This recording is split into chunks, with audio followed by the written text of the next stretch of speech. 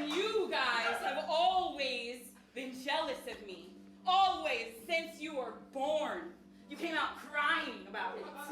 I was in like a learning era. I was taking a lot of different classes, and I also used public transportation. So I was taking a philosophy class at STL Community College, and I was on the bus on the way there, and I passed by this building. And on the side of the building, there's a painted sign that says classes. So I just looked it up on my phone, and it looked really weird and uncomfortable. And I was like, I need that in my life. So I signed up.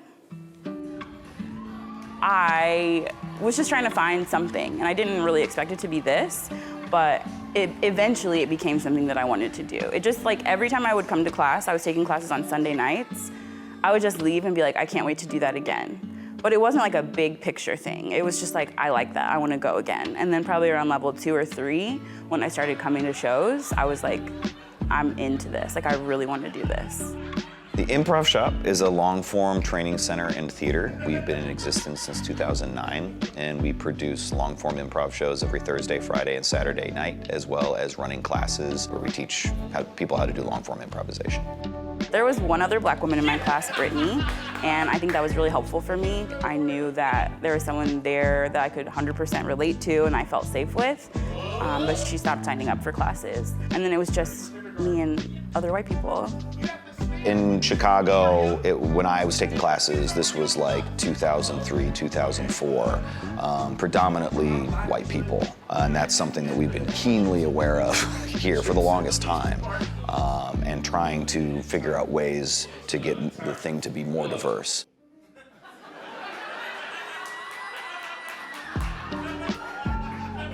The more diverse group of people you have on stage, the more diverse the thoughts and the experiences of those people is going to weave a more engaging and interesting fabric, as opposed to a bunch of people from the same suburban neighborhood who have the same high school experience and the same college experience, right?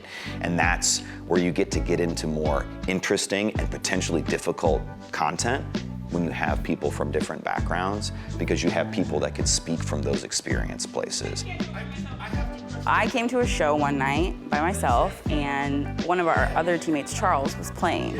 And I had been coming to shows for a while and been waiting to see like an all-Black team or an all people of color on one team, and hadn't seen it. But I had seen like 5 or 6 or 7 people of color. So I watched Charles perform on the team, and I was like, that's the funniest person I've ever seen, probably in my life.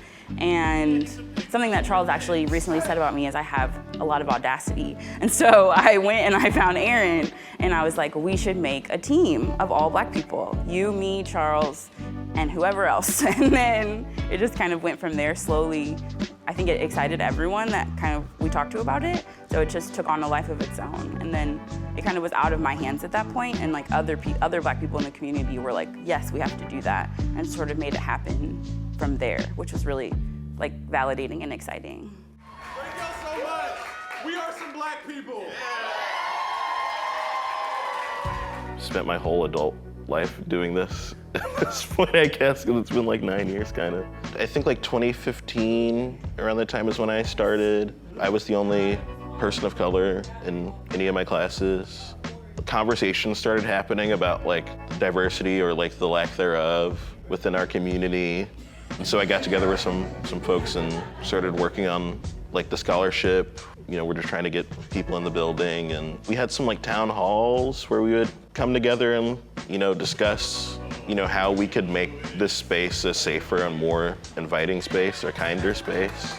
And like I've told them, at this point, I'm just reaping the benefits of it, because I, like Jessica, I like wanted to be on an all-Black team, but there were just so few of us around that it was not, you know, totally feasible. And so when I got the message to join up, it was like, yeah, of course. Why are you always following me? Why are you always walking in front of me? I like to use the analogy of like running in a pool and then getting out of the pool and running. It's like a lot easier. Not because of anyone in the space particularly, but just because of like the culture in America.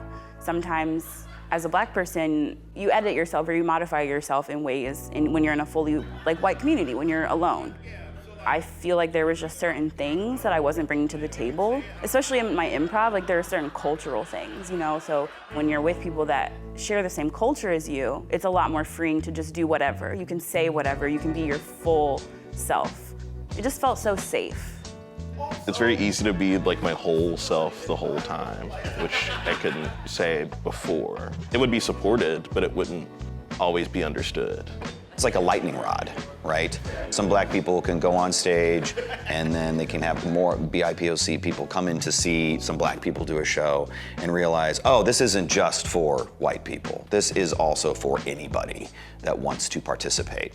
So it is that lightning rod, it's that lighthouse that shines a light on the art form for people that maybe shied away because the space for the longest time and the art form for the longest time has been such a white space.